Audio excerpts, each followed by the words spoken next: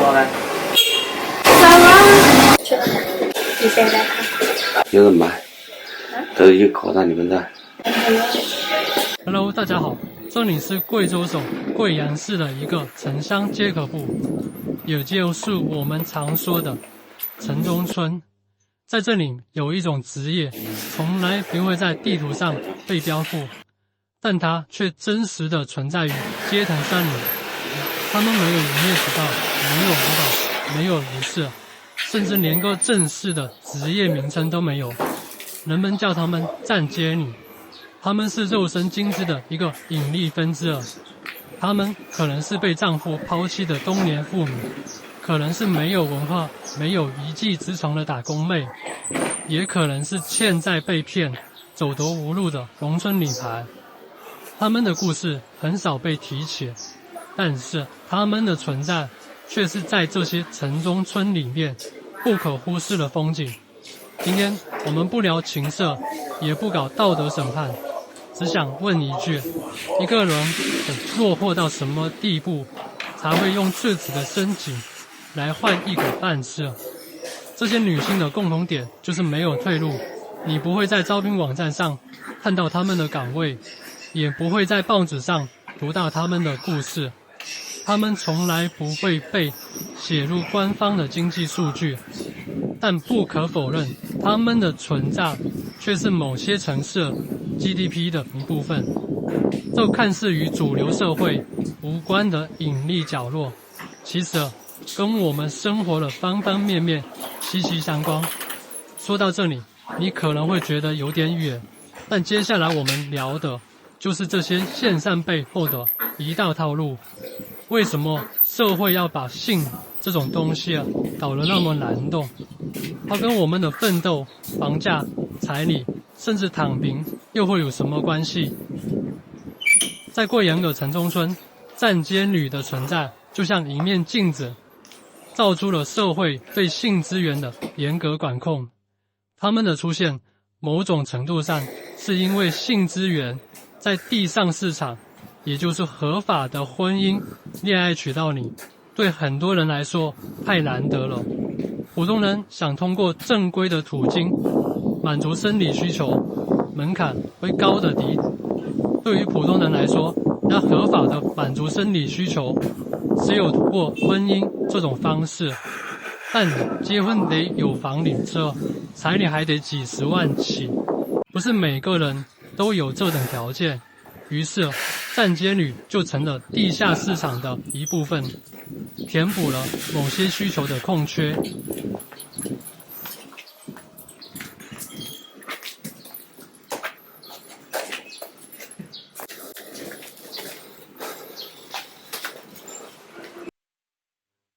但是这个地下市场的形态从来不是主流社会想要看到的。为什么呢？因为这种地下市场让性资源变得太容易了。试想一下，如果性资源随随便便就能搞定，很多人可能就不愿意为了结婚去背负房贷、积攒彩礼了。这就引出了一个更大的问题了：社会为什么非得让性资源变得这么稀缺？这背后其实隐藏着一个操纵普通人行为的大套路，那就是扫黄。说到扫黄，很多人第一反应就是管得严、道德高地。但是你有没有想过，扫黄的终极目的可能不是单纯的为了社会风气，而是为了让性这种东西对普通人来说难上加难，尤其是对年轻小伙子，需求旺得像火山喷发。有人卖吗？你现在看？有人卖，都是一客到你们这。但真正知道的却少得可怜。社会为什么要把性资源搞得这么珍贵？说白了，就是为了让你拼了命去奋斗。就像你拉磨，前面总得挂个胡萝卜，放牛者揪着你往前跑。扫黄的逻辑其实很简单，通过打击色情产业、抓嫖娼，社会把性资源的水龙头拧得死死的。像城中村的站街女，如果他们的服务变成了合法普遍都取到，性资源一下子就翻蛋了。假设一个站街女能服务几百号人，那一个城中村的供给就能满足一大群人的需求啊。这对社会来说是个大麻烦，因为它可能会让很多人失去奋斗的动力，尤其是普通年轻男人，需求被低成本满足了，所以还会愿意为了结婚去攒钱。你可能会好奇哦，为什么嫖娼违法，包养却没有人管？道理其实并不复杂。嫖娼是个批发市场，一个站街女就能服务好几人，性资源一下子就变得便宜了，市场供需平衡就被打破了。而包养是1对1的高端定制，影响面比较小，社会压根就不在乎。能包养的人早就站在金字塔顶端了，房子车子一堆，根本不用社会逼他们去奋斗。所以包养这事，官方睁一只眼闭一只眼，但嫖娼呢，那可是零容忍。城中村的站街女就是这政策第一线受害者。年轻小伙子的需求，那真的是火山喷发级别的。生理上，男的从青春期到30多岁，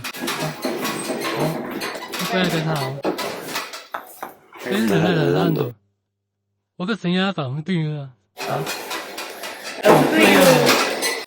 不然，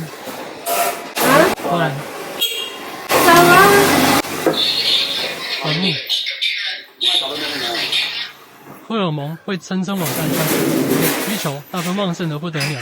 而社会呢，用传统的规矩把解决性需求的这条路堵得死死的，想合法的搞定，只能老老实实的结婚。可结婚也先有房有车，还得有彩礼伺候，这门槛高得人把人逼疯。城中村的站街女，某种程度上就是这种高门槛下的产物。他们的存在填补了正规渠道的空缺，但社会显然不想让这种捷径变成土条文化，性资源稀缺成了逼你奋斗的胡萝卜。想在婚姻市场站稳脚跟，行，那你就得卷起来，考个好学校，找份好工作，积攒够了足够的钱，争取等我小苹果。这不光是你一个人的事，整个社会都靠这套机制在运转。房地产为什么会火呢？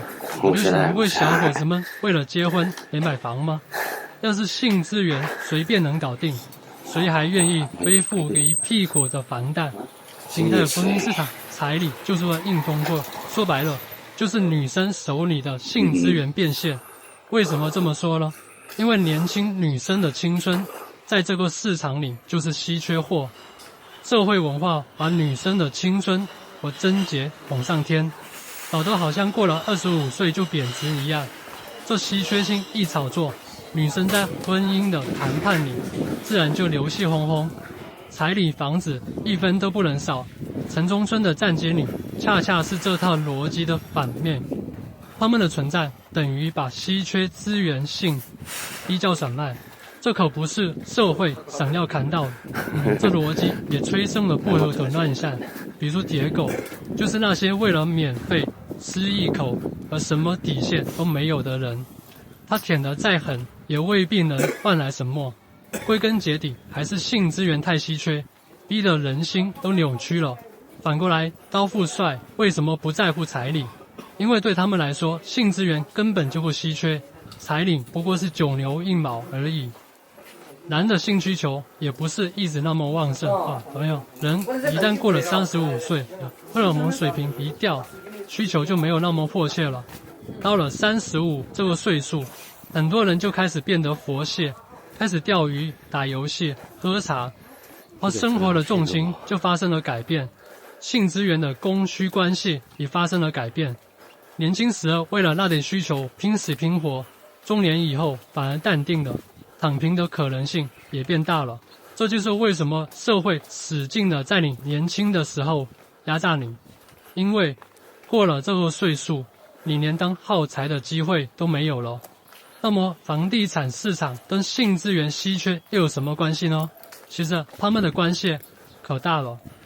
小伙子为了结婚得买房吧，买房得贷款吧，还贷款也要平稳的挣钱吧。这整个念头核心动力就是性资源的稀缺。城东村的站街女如果合法化，为了这些小伙子每2周花点小钱就能解决，那么谁还愿意去背负这30年的房贷？对吗？曾经有人说，1000个站街女就能好一个小城的房地产，虽然有些夸张，但他说的道理没有毛病。性资源一旦泛滥，购房需求一掉，房价它能不降吗？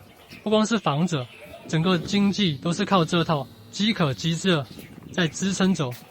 普通的男生为了在婚姻市场站稳脚跟，得使劲的干活，使劲的花钱，买车、吃饭、送礼，哪一样不要钱？要是性资源不稀缺了，很多人可能就懒得那么拼了，工资够花就行了，消费一缩水，经济还能那么活蹦乱跳吗？肯定不会。所以社会才会要拼死命的卡着性资源，不让你爽得太容易。站街女的存在，对吧？某种程度上就是在挑战这套机制，但他们的地下市场永远上不了台面。扫王他不光是专人罚款，还在敲山政府。城中村的站街女被打击，其实就是在传递信号，性资源不能随便给。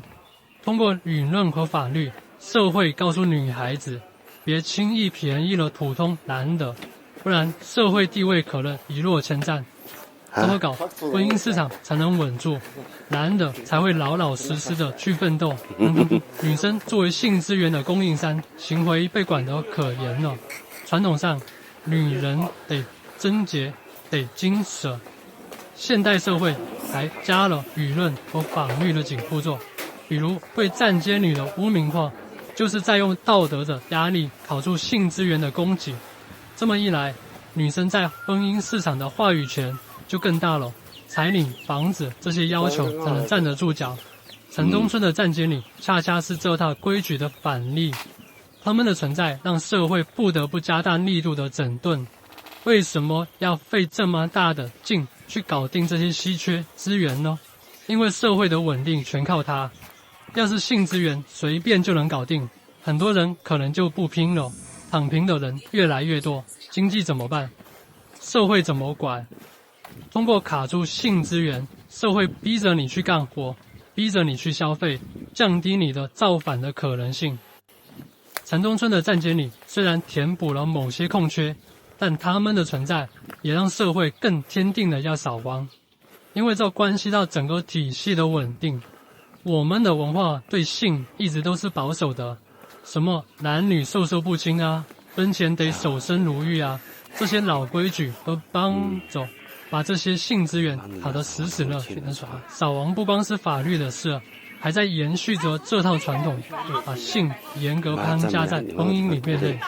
城中村的站街女等于是在挑战这套传统的系统，所以他们注定是低效的，永远上不了台面。性资源稀缺对小伙子们的心理影响也很大，需求旺盛得不到解决，但又搞不定，急得抓耳挠腮。舔狗为什么舔？还不是因为太饿了。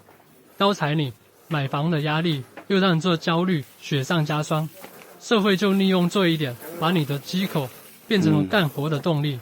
城中村的站街女虽然提供了解药，但他们的低成本服务恰恰是社会的精英阶层最不想看到的。总的来说，贵阳城中村的站街女是性资源稀缺下的一个缩影，他们的存在反映了普通人获取性资源的艰难，也暴露了社会对性资源的严格管控。通过扫黄、管理婚姻、炒彩礼，把社会性资源卡得死死的，逼着普通的男人去拼去卷。这套机制短期看得管用，经济赚得飞起，社会有稳得一批对接，但长远看，高彩礼、舔狗、躺平这些问题也都是稀缺性惹的祸。城中村的隐蔽角落虽然不起眼，却跟这整个大套路息息相关。怎么平衡这种事呢？估计还得慢慢摸索。这么上去就这样子。我在这边。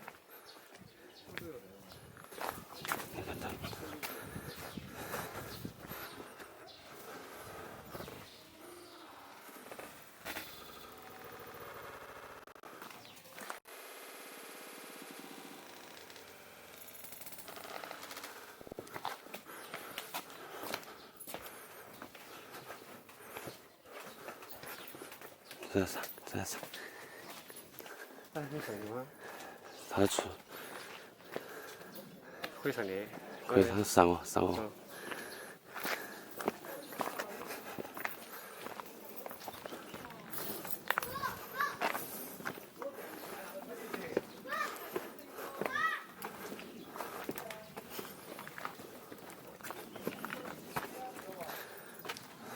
他出去了。哎，你咋刚好的嘞？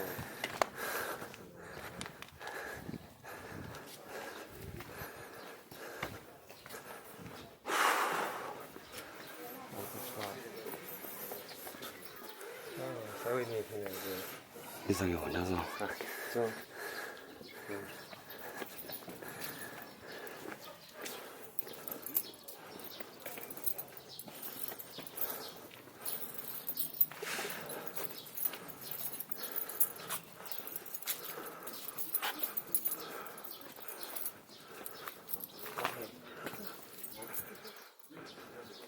睡不睡？睡觉去。啊？听不到。哦。